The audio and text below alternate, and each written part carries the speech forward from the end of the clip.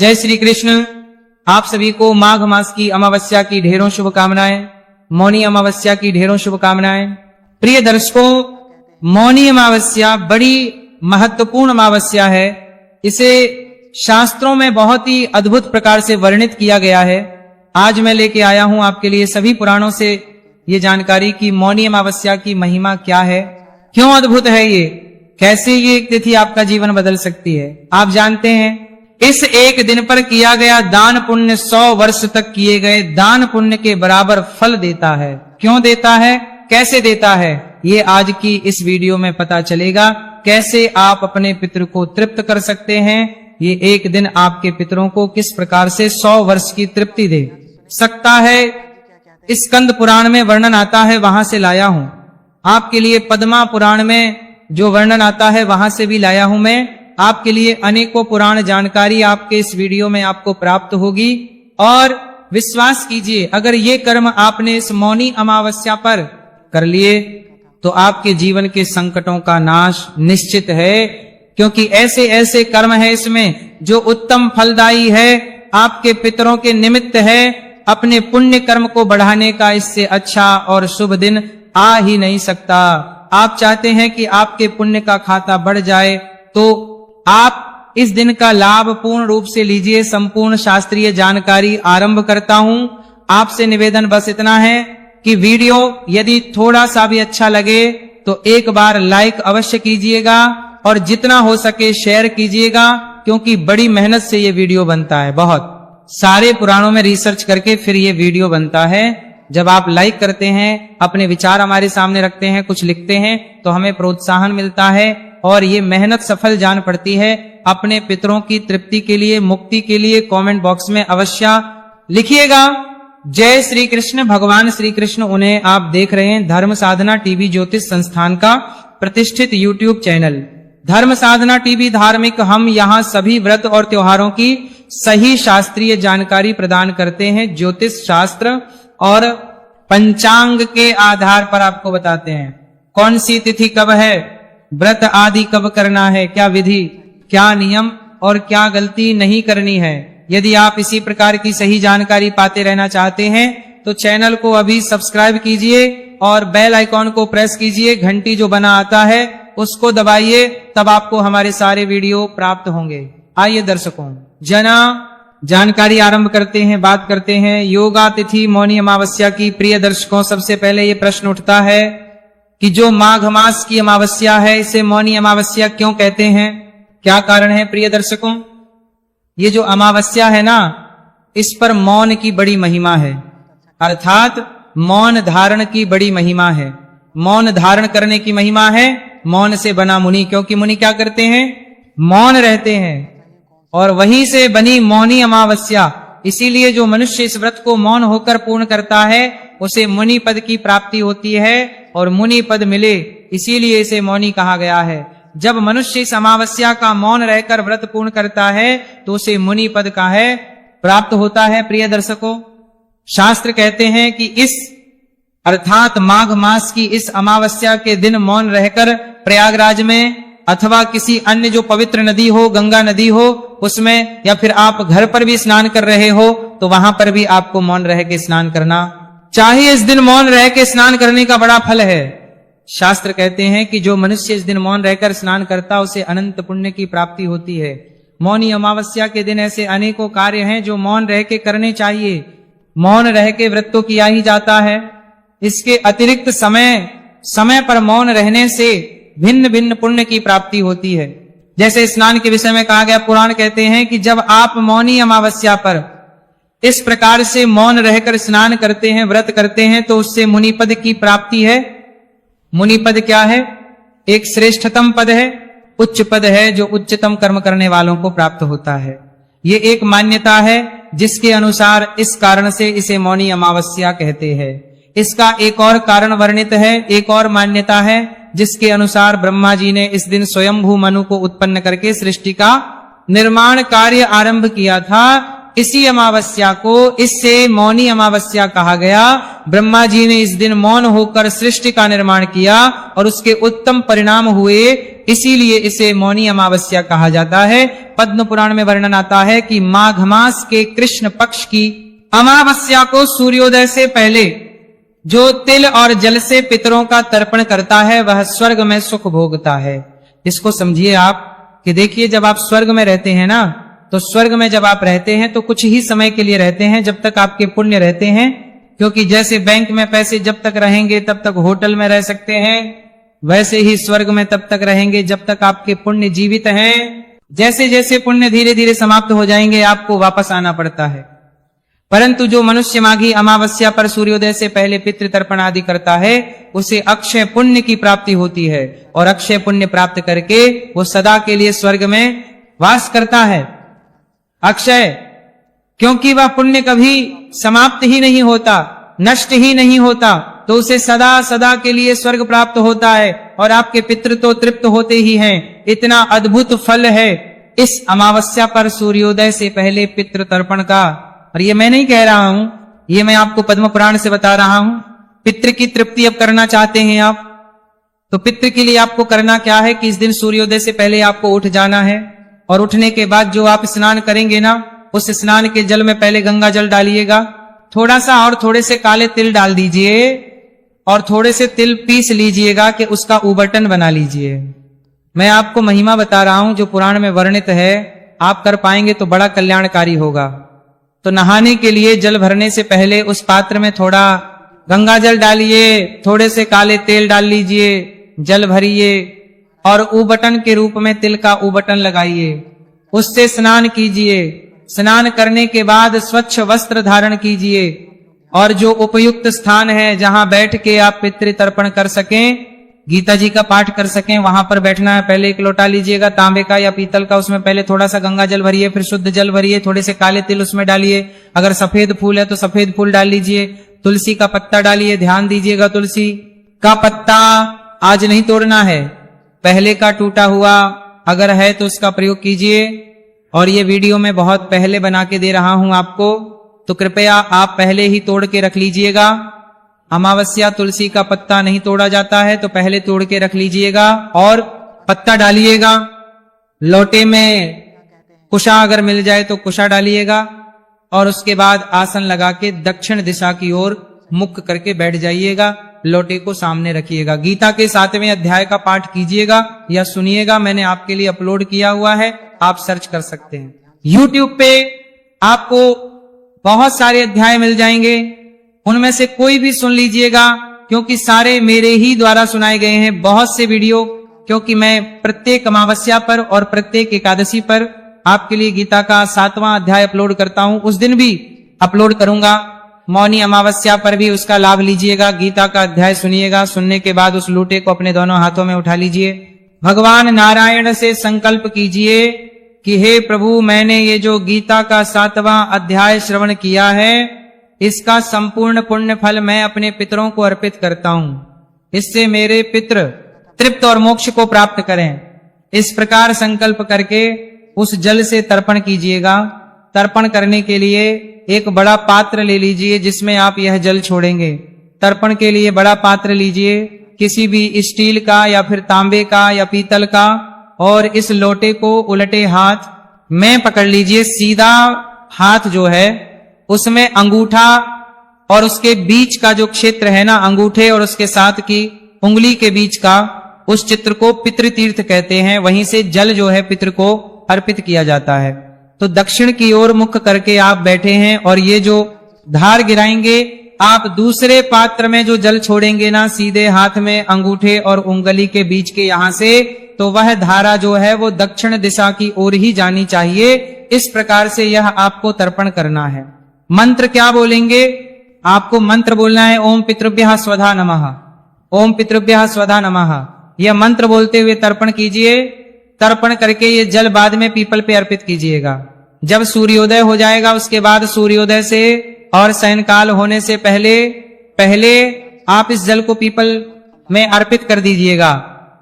उत्तम समय जो रहेगा वो कुतुब काल का रहेगा, वो रहेगा 11:30 से 12:15 के बीच में। ये कर्म जब आप करेंगे तो इससे आपके पितरों को अनंत पुण्य की प्राप्ति होगी। और आज मौनी अमावस्या है। आज के दिन इस कर्म को करने से फल कई 1000 गुना बढ़ जाता है। तो ये कर्म आपने अवश्य करना है। अगर आपने ये पितृ कर्म कर लिया तो जैसा कि पद्म पुराण में वर्णन आया है, आप तो निश्चित ही स्वर्ग में अनंत फल भोगेंगे ही, आपके पितृ भी तृप्त हो जाएंगे, प्रसन्न होंगे, और पितृ प्रसन्न होंगे तो आपके जीवन के संकट कट जाएंगे। अगर आपके लिए संभव हो तो उसी स्थान पर बैठकर आप अपने गुरु मंत्र का जाप कर सकते हैं। ओम नमो नारायण नमः का जाप कर सकते हैं। ओम नमो नारायण नमः, ओम नमो नारायण नमः बड़ा उत्तम फल है माघ अमावस्या, मौनी अमावस्या के दिन। इसके बाद शास्त्र कहते हैं कि जो मनुष्य इस दिन तिल की गाय अन्य सामग्री सहित ब्राह्मण को दान करता है, वह मनुष्य स्वर्ग लोक में अक्षय सुख भोगता है। तो क्या कीजिएगा कि तिल की गाय बनाइएगा। तिल की गाय 1-2 दिन पहले ही बना के रख लीजिएगा, और उसके सहित कुछ और सामग्री भी देनी है, रख लीजिएगा। गोल लड्डू सा बना के उसके गाय बनाने का प्रयास कीजिएगा। बन जाए तो बहुत उत्तम है। अगर गाय ना बने तो थोड़े से तिल ले लीजिएगा, तिल के साथ में गुड़ ले लीजिएगा। तिल, गुड़ और अन्य सामग्री भी कही गई है ना, तो अन्य सामग्री के रूप में जो सीधे का सामान होता है ना, इसमें थोड़ा सा आटा, दाल, चावल, चीनी और दक्षिणा, ये रख के किसी भी वेद पाठी सदाचारी ब्राह्मण को ये दान दे। ये दान आपको अक्षय पुण्य प्रदान करेगा और स्वर्ग में सदा सदा के लिए वास देगा। इससे आपका ये जो जीवन है ना, ये तो संवरेगा ही, क्योंकि जब आपके पुण्य कर्म बढ़ते हैं, आपके पितृ तृप्त होते हैं, तो जो आपका जीवन है उससे दुखों का नाश होता है, मनुष्य को सुखों की प्राप्ति होती है। इसीलिए आप इस कर्म को इस अमावस्या पर अवश्य कीजिएगा। बहुत अधिक मेहनत नहीं है, बहुत छोटी सी मेहनत है, थोड़ा सा समय, लेकिन इसका जो फल है वो शास्त्रों में अनंत कहा गया है। देखिए आगे शास्त्र क्या कहते हैं। शास्त्र कहते हैं कि जो मनुष्य अमावस्या के दिन, माघ की अमावस्या के दिन ब्राह्मण को अन्न धन दान करता है, उसे सदा लक्ष्मी की प्राप्ति होती है, उसे लक्ष्मी कभी नहीं छोड़ती है। तो आप किसी भी अच्छे ब्राह्मण को ध्यान दीजिएगा जिसको आप दान दे रहे हैं, ना वो एक अच्छा ब्राह्मण होना चाहिए, वेद पाठी हो, वेदों का पाठ करता हो, भगवान का भजन करता हो, सदाचार्य ब्राह्मण हो, उसका आचार जो है वो उत्तम ना चाहिए। जब आप उत्तम कर्म करने वाले ब्राह्मण को दान देंगे तो आपको लक्ष्मी जी कभी नहीं छोड़ेंगी, सदा आपके घर में लक्ष्मी जी का वास रहेगा, सदा धन के भंडार भरे रहेंगे। तो इसलिए इस दिन आप ब्राह्मण को ये वस्तुएं दान अवश्य दीजिएगा। दक्षिणा दान देने से आपको अनंत पुण्यों की प्राप्ति होगी। ये तिथि ना बहुत बड़ी तिथि है प्रिय दर्शकों, ये साधारण तिथि नहीं है, इसे युगादि तिथि कहा जाता है। कुछ जगह आता है कि इस तिथि से द्वापर युग की शुरुआत हुई थी, और कुछ वृतांत बताते हैं कि इस दिन से कलयुग की शुरुआत हुई थी। तो ये युगादि तिथि है। तो शास्त्र कहते हैं कि यदि युगादि तिथि हो और सूर्य मकरस्थ हो, अर्थात सूर्य मकर राशि में गोचर कर रहे हो, सूर्य मकर राशि में हो, तो ऐसे समय पर मौनी अमावस्या का महत्व और अधिक बढ़ जाता है। और इस बार ऐसा ही योग है प्रिय दर्शकों, इस बार ही योग है, क्योंकि 14 तारीख को सूर्य देव मकर राशि में प्रवेश कर रहे हैं और मौनी अमावस्या उसके बाद आ रही है। इसीलिए मकर में गोचर करेंगे सूर्य देव और मौनी अमावस्या का योग है। शास्त्र कहते हैं कि यदि किसी मनुष्य के कुल में, किसी भाई बंधु के कुल में, किसी मित्र के कुल में, किसी गुरु के कुल में किसी को अच्छी गति प्राप्त नहीं हुई है, तो ये तिथि बहुत उत्तम है उसकी गति करने के लिए। और यदि किसी की कुंडली में, किसी के जीवन में पितृदोष है, तो उसके निवारण के लिए भी ये तिथि बड़ी महत्वपूर्ण है, मकरस्थ है और माघी अमावस्या है। इससे उत्तम योग बनेगा नहीं, इसका भरपूर लाभ लीजिए। अगर आप इस दिन तर्पण करेंगे तो आपको विशेष लाभ प्राप्त होगा। मान लीजिए आपके ही कुल में कोई हो, या आपको लगे कि आपके माता के कुल की तरफ से कोई ऐसा है जिसका ऐसा देहांत हुआ है कि संभावना हो कि उसको अभी तक मुक्ति नहीं मिली होगी, तो आप ऐसे व्यक्ति के लिए पिंडदान करवा सकते हैं, तर्पण आदि करवा सकते हैं। गंगा नदी के किनारे बड़ा उत्तम फल प्राप्त होगा। स्कंद पुराण शंकर बता रहे हैं कि जो पितरों के उद्देश्य से भक्ति पूर्वक गुड़, घी और तिल के साथ मधु युक्त खीर गंगा में डालते हैं, उसके पितृ 100 वर्षों तक तृप्त बने रहते हैं, अर्थात संतुष्ट रहते हैं। और वो संतुष्ट होकर अपनी संतानों को नाना प्रकारों की मनोवांछित वस्तुएं प्रदान करते हैं। तो इतना सा कर्म है कीजिए। इसे मौनी अमावस्या पर गुड़, घी और तिल के साथ मधुयुक्त खीर ये बनाना है आपको, और इसे गंगा जी में प्रवाहित करना है। इससे आप जो मांगोगे पितृ वही प्रदान करते हैं। बड़ा बड़ा पितृ दोष मिट जाता है। और ये मैं नहीं कह रहा हूं, शिव जी के द्वारा स्कंद पुराण में वर्णित है। प्रिय दर्शकों, आगे वर्णन आता है। शास्त्र कहते हैं कि जो इस दिन मौनी अमावस्या पर पितृ के निमित्त गंगा जल से शिव जी को स्नान कराते हैं, उनके पितृ यदि भारी नरक में भी पड़े हो तो भी वहां हो जाते हैं। तो प्रिय दर्शकों, भारत में गंगा जल भी सब जगह है और शिवलिंग भी उपलब्ध है। तो आप यह अवश्य ही कीजिएगा। जहां आपको शिवलिंग दिखे आप इस कर्म को करें। अगर घर में भी शिवलिंग है तो आप घर पर भी कर सकते हैं। इससे आपके नरकों में पड़े हुए पितृ भी होंगे ना, तो वो भी तृप्त हो जाएंगे। यहां मैं एक बात बताता चलूं आपको कि जिनके कोई भी पितृपूर्व यदि आत्महत्या से मरे हैं ना, तो वो ये प्रातः काल वाला तर्पण ना कीजिएगा। उनके लिए आप गंगा जी जाना चाहिए और वहां पर किसी भी विद्वान ब्राह्मण से नारायण बलि करानी चाहिए। उसी से उनको मुक्ति प्राप्त होती है। आप मौनी अमावस्या के दिन जब नारायण बलि कराएंगे तो आप उन पंडित जी को बताइएगा कि किस कारण से, किस प्रकार से मृत्यु हुई है। उस अनुसार वो कर्म कराएंगे और फिर उनकी जो मुक्ति है वो निर्धारित होती है। जिन्होंने आत्महत्या किया हुआ है उनके लिए आप कुछ नहीं कर सकते हैं, वो नारायण बलि ही कर सकती है। प्रिय दर्शकों, आरंभ में मैंने बताया था कि ये जो माघी अमावस्या है ये तिथि है। स्कंद पुराण में वर्णन आता है कि माघ के पंचदर्शी कृष्णा द्वापर आदि, अर्थात यह द्वापर की आदि तिथि है, जबकि कुछ विद्वान इसे कलयुग की भी प्रारंभ तिथि मानते हैं। प्रिय दर्शकों, युगादि तिथियां जो होती है ना, उनको अत्यंत शुभ माना गया है। इस दिन किया गया पूजा पाठ, जप तप यज्ञ हवन आदि जो कुछ आप करेंगे वह आपको कई गुना अधिक होकर प्राप्त होता है।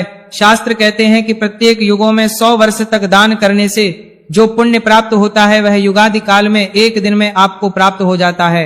अर्थात मौनी अमावस्या पर एक दिन जो आप दान करेंगे ना, वो एक दिन का दान करना आपको 100 वर्षों तक दान करने के बराबर फल प्रदान करेगा। 100 वर्ष जब आप दान करेंगे, उससे जितना पुण्य है वो केवल एक अकेली मौनी अमावस्या पर दान करने से प्राप्त हो जाएगा।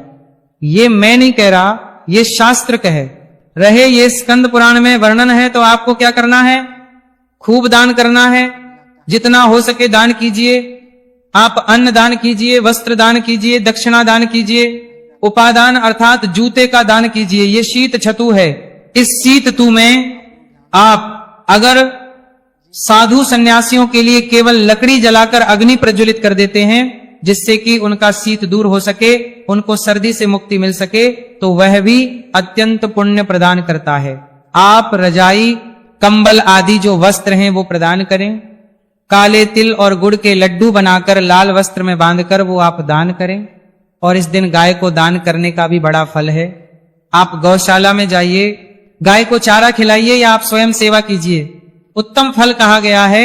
गौधूलि को इस दिन अपने मस्तक पर लगाना अत्यंत कल्याणकारी है। प्रिय दर्शकों, पीपल को अर्घ्य देकर पीपल की परिक्रमा करने का भी बड़ा फल है और दीप दान करने का भी बड़ा फल है।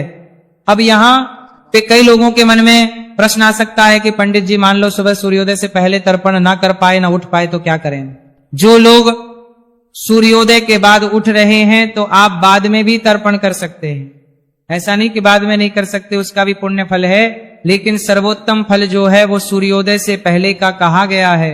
इस अमावस्या पर व्रत उपवास का महत्व है, बड़ा फल है। अगर आप कर सके तो इस दिन उपवास करें। इस दिन यदि आप भूखे प्राणियों को भोजन कराते हैं, जैसे आप मछलियों को दाना डालें, चींटियों को दाना डालें, पक्षियों को दाना डालें, ये अत्यंत फल देने वाला है। ये कर्मणा इतने कल्याणकारी हैं कि इससे आपको अक्षय पुण्य की प्राप्ति होगी। ये तिथि महत्वपूर्ण है और शास्त्रीय जानकारी मैं आपको दे रहा हूं। अब मैं बताता हूं आपको कि महाभारत के अनुशासन पर्व में क्या कहा गया है। वर्ण आता कि इस अमावस्या के दिन प्रयागराज में 3,10,000 अन्य तीर्थों का समागम होता है। अर्थात इस दिन मौनी अमावस्या के दिन सभी तीर्थ आकर, पृथ्वी आदि सभी लोगों के तीर्थ आकर इस प्रयागराज में स्नान करते हैं। इतनी अधिक महिमा है इस तिथि की, तो जो जा पाए माघ में और अमावस्या के दिन प्रयागराज तो अवश्य जाए, बड़ा कल्याणकारी है उनके लिए। तो ये उत्तम मैंने आपको भिन्न भिन्न पुराणों से प्रस्तुत की है। अब मैं कुछ सावधानियां आपको बता दूं। सावधानियों में मैंने पहले भी बताया है कि इस दिन कोई भी पत्र पुष्प आदि आपको नहीं तोड़ना है, अन्यथा बड़ा पाप लगता है। और दूसरे का दिया अन्न नहीं खाना है, ये दोनों कर्म इस दिन आपको नहीं करने हैं। दूसरे का अन्न नहीं खाना और पत्र पुष्प आदि नहीं तोड़ना, अन्यथा बड़ा पाप लगता है।